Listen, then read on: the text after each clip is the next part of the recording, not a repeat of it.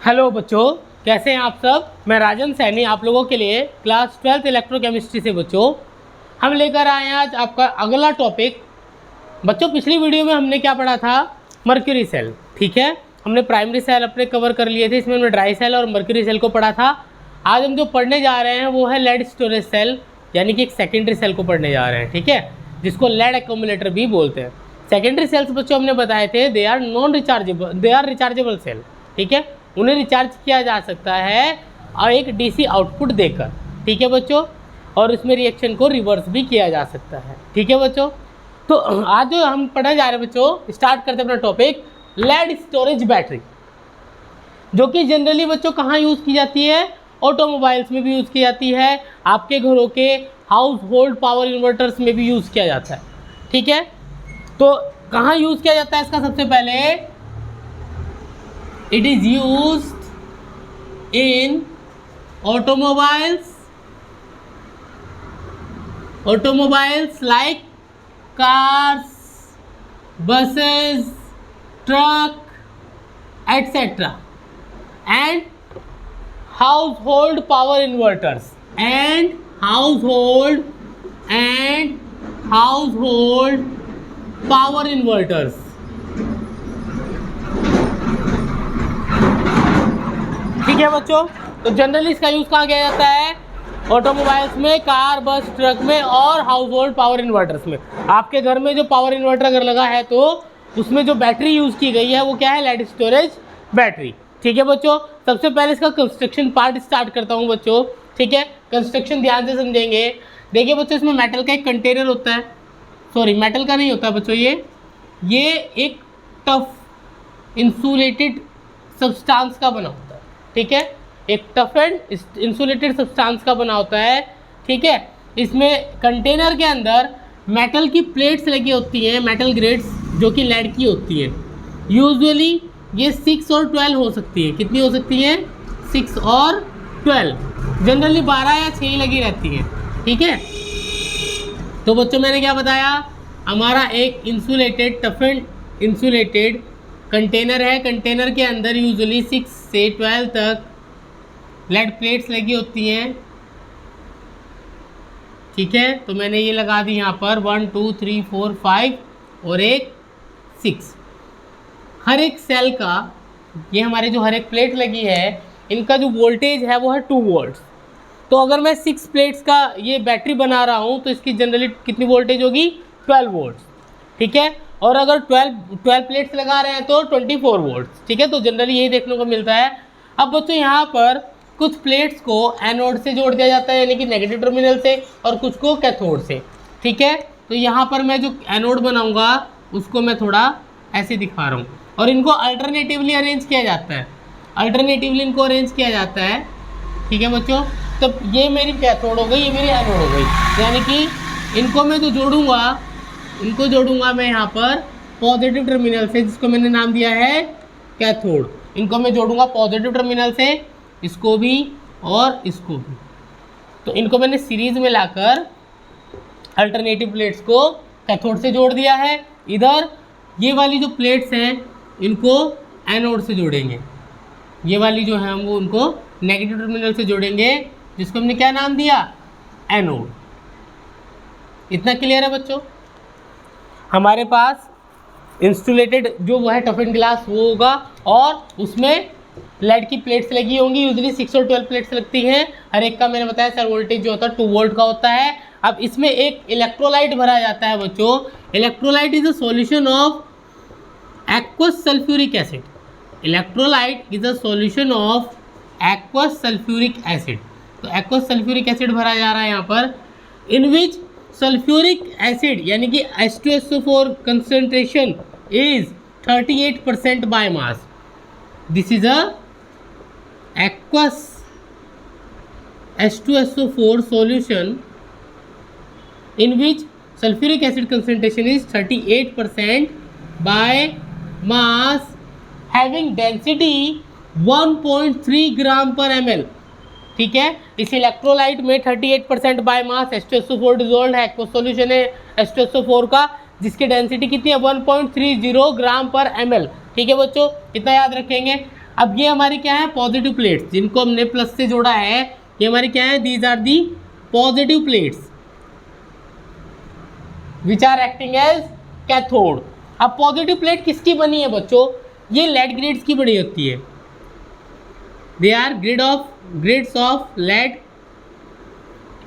Coated with red brown lead dioxide. इन positive plates पर red brown colour का lead dioxide coat किया जाता है, ठीक है। Grids of lead coated with PbO2, ये हमारी क्या है, कैथोड। यहां पर आप लिख भी सकते हैं दे आर कैथोड, ठीक है। एंड जो ये वाली हमारी they are the negative plates which are acting as anode, जो कि एनोड की तरह काम कर रही हैं, ठीक है। अब एनोड किस चीज़ का बना है बच्चों, ये भी लेड ग्रिड्स होती हैं, lead grids packed with spongy lead. ये किसकी बनी होती है, लेड ग्रिड्स होती हैं जिनमें स्पॉन्जी, बिल्कुल पाउडर्ड स्पॉन्जी लेड भरा जाता है, ठीक है। फाइनली डिवाइडेड स्पॉन्जी लेड इनमें भरा जाता है। तो बच्चों ये हमारा कंस्ट्रक्शन पार्ट है इसका, ठीक है। अब चलते हैं आगे। अब जब सेल वर्किंग में होता है तो सेल में क्या होता है बच्चों, धीरे धीरे इन प्लेट्स के ऊपर लेड सल्फेट के वाइट प्रेसिपिटेट स्टोर होना स्टार्ट हो जाते हैं, कहते हैं आप डिपॉजिट होना स्टार्ट हो जाते हैं, ठीक है। तो सेल जब वर्क करता है तो क्या होता है, इन पर PbSO4 जो वाइट प्रेसिपिटेट फॉर्म में होता है वो जम जाता है, ठीक है बच्चों। सेल रिएक्शंस की बात करते हैं कि सबसे इंपॉर्टेंट पार्ट है इसका बच्चों सेल रिएक्शन, जो हमारा एग्जाम में पूछा जाता है, 2023 में भी पूछा गया था, ठीक है। तो इस पर बात करते हैं। सबसे पहले जनरली जो चीज़ें याद रखने की है बच्चों, एनोड क्या है, देखिए एनोड क्या है, लेड ग्रिड्स PB ग्रिड्स है ना, which are packed with finely divided spongy lead. और कैथोड को याद रखेंगे, जो इंपॉर्टेंट चीज़ें हैं मैं उनको यहाँ पर लिख रहा हूँ बच्चों, ठीक है। ये भी हमारी क्या होती है, लेड ग्रिड्स होती हैं coated with PbO2, red brown colour का होता है PbO2, लेड डाइऑक्साइड इसको बोलते हैं, ठीक है। इलेक्ट्रोलाइट किस चीज़ का है बच्चों, electrolyte is an aqueous solution of H2SO4 in which sulfuric acid concentration is 38% by mass having density, जिसकी डेंसिटी कितनी है, डेंसिटी है 1.30 ग्राम पर सेंटीमीटर क्यूब, ml भी बोल सकते हैं, सेंटीमीटर क्यूब भी बोल सकते हैं, ठीक है। अब बच्चों इंपॉर्टेंट है इसकी सेल रिएक्शन, ठीक है। तो सेल रिएक्शन में स्टार्ट करता हूँ बच्चों, इसको एक बार इसका स्क्रीनशॉट ले लीजिए, मैं इसको मिटाने जा रहा हूँ, ठीक है बच्चों। तो मैं इसको मिटा रहा हूं क्योंकि मुझे यहां पर सेल रिएक्शन लिखनी है।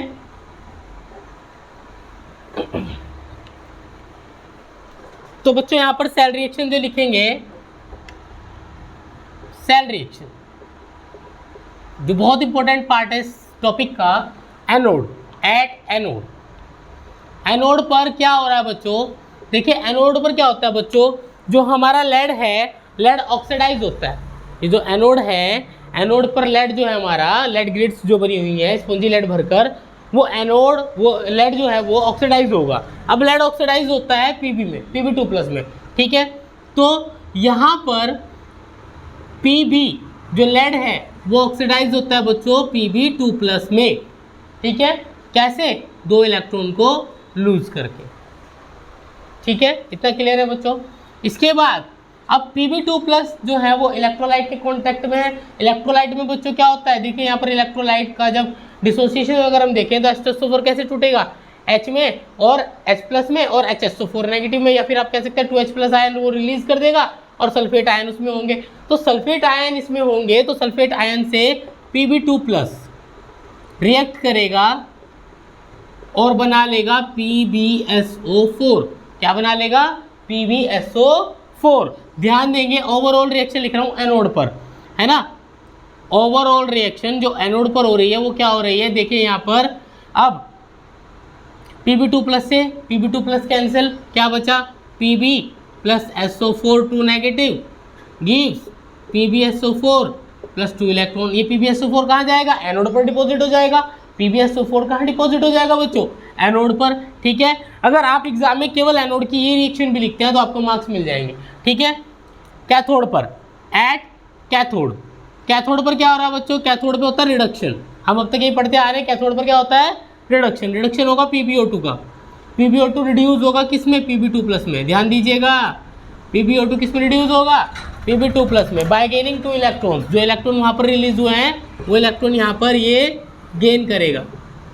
ठीक है, अब बच्चों हमने पढ़ा है क्लास 11th में ऑक्सीजन को बैलेंस करने के लिए हम बच्चों क्या करते हैं? एक ट्रिक है याद रखने की आपकी। ऑक्सीजन को बैलेंस करने के लिए वाटर मॉलिक्यूल्स ऐड करते हैं, तो 2 ऑक्सीजन है, 2 वाटर मॉलिक्यूल्स इधर ऐड कर देंगे।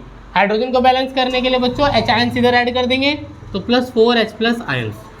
ठीक है, इस तरह से आप इसको याद रख सकते हैं। अदरवाइज आप ध्यान दीजिएगा कि इसमें H प्लस आयन है, PbO2 H प्लस आयन के कॉन्टैक्ट में आने के बाद, यानी कि एडिशन ऑफ हाइड्रोजन क्या होता है बच्चों? रिडक्शन। तो हाइड्रोजन आयन गेन करेगा क्योंकि रिडक्शन हो रहा है, और इलेक्ट्रॉन भी गेन करेगा, gain of electron known as reduction. ठीक है बच्चों, तो ये रिड्यूस होकर क्या बना लेगा? Pb2 प्लस, और वाटर मॉलिक्यूल्स ठीक है रिलीज हो जाएंगे। उसके बाद यहाँ पर ये Pb2 प्लस जो है वो इलेक्ट्रोलाइट के कॉन्टैक्ट में जाएगा, और सल्फेट आयन के कॉन्टैक्ट में आने पर क्या बना लेगा? फिर से PbSO4 जो कि कैथोड पर डिपॉजिट हो जाएगा। ठीक है, यहाँ पर ये बन जाएगा। अब इसकी ओवरऑल रिएक्शन लिख देंगे बच्चों कि कैथोड पर ओवरऑल रिएक्शन क्या हो रही है। ओवरऑल रिएक्शन के लिए देखें यहाँ पर Pb2 प्लस से Pb2 प्लस कैंसिल हो जाएगा, तो बचेगा क्या? वो लिख देंगे यहाँ पर PbO2 था, और उसने रिएक्ट किससे किया? सल्फेट आयन से, और H प्लस आयन भी है यहाँ पर, इलेक्ट्रॉन भी है। ठीक है, +2 इलेक्ट्रॉन। मैं इसको मिटा देता हूँ बच्चों। ठीक है, थोड़ा मिटा देते हैं इसको। इलेक्ट्रॉन भी है। ठीक है, इलेक्ट्रॉन के बाद यहाँ पर क्या बन रहा है? PbSO4 plus 2H2। ठीक है, यहाँ पर देखिए ये ओवरऑल रिएक्शन कैथोड पर है। बच्चों अगर आप ये 2 रिएक्शन भी लिखते हैं तो आपको मार्क्स मिल जाएंगे। ध्यान रखिए, मैं फिर से रिवाइज करा रहा हूँ। ओवरऑल रिएक्शन पर बात करता हूँ। एनोड पर क्या हो रहा है? एनोड पर Pb है, Pb ऑक्सीडाइज हो रहा है।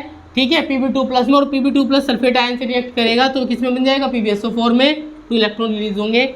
उसके बाद PbO2 रिड्यूस होगा। ठीक है, Pb2 प्लस में, और Pb2 प्लस कॉन्टैक्ट में आ गया SO4 के, तो क्या बना लेगा? PbSO4। वो 2 इलेक्ट्रॉन जो एनोड पर रिलीज हुए थे वो यहाँ पर गेन हो जाएंगे। ठीक है, इतना याद रखेंगे। उसके बाद आप ऑक्सीजन बैलेंस करने के लिए 2H2 इधर ऐड कर देंगे, और हाइड्रोजन बैलेंस करने के लिए क्योंकि यहाँ पर 4 हाइड्रोजन है तो यहाँ पर 4H प्लस आयन ऐड कर देंगे। रिएक्शन बड़ी सिंपली याद हो जाएगी। ठीक है, अब बच्चों मैं ओवरऑल रिएक्शन लिखूंगा यहाँ पर एनोड और कैथोड पर, तब तक इसका स्क्रीनशॉट ले लीजिए आप। ठीक है बच्चों, तो यहाँ पर मैं अभी क्या कर रहा हूँ? देखिए ये वाली रिएक्शन मिटा रहा हूँ, ओवरऑल लिख रहा हूँ दोनों की, तो ये आपका ध्यान नहीं भटकेगा। अब यहाँ पर बच्चों एनोड पर जो रिएक्शन है वो ये है, ओवरऑल। कैथोड पर ये है, तो यहाँ पर मैं ओवरऑल रिएक्शन लिखूंगा।